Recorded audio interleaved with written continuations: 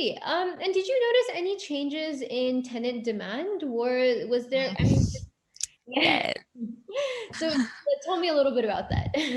So I would say it's about 40% less tenant demand.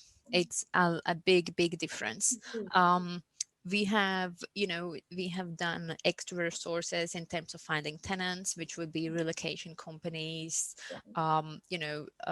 hotels, local companies that we are contacting, not only spare room, not only our own website, and not only open rent that we use a lot, like Zoopla and Rightmove. Um, we have noticed that we take on more tenants on referrals based on our existing tenant referrals. So that's something that we have started doing more. We do initiative, we do £75 referral fee to the tenant if they do refer someone who is successful, who passes all the referencing. So that's something we have noticed is a big difference. However, the demand in London has decreased definitely for about 40%, and the rental the rents has fallen.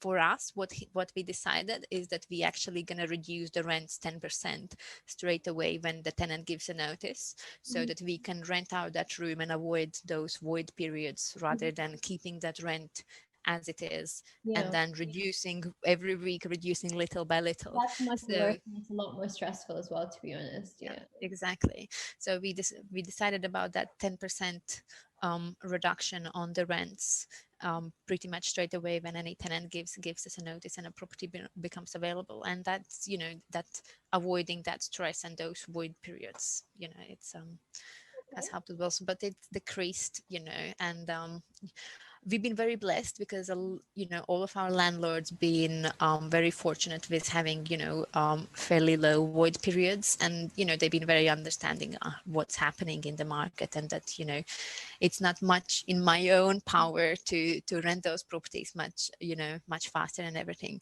But still, yes, we've been affected. I remember with the very first lockdown we had about 10 vacant rooms, which is a lot. Mhm. And now on average we have some pretty much what's on, we manage 21 properties at the moment, so that's 103 rooms, if I'm correct. I can check it somewhere. Mhm. And out of those rooms we always have about 3 rooms on the market all the time, that we keep, that it's just, one goes, one comes, one goes, one comes. So it's about 3 rooms on the market on average, yeah. But beginning was really tough. No, I can imagine. I think in the beginning it was kind of difficult for everyone to really make sense of what was happening as well, and just kind of adjusting everything to be fully digital.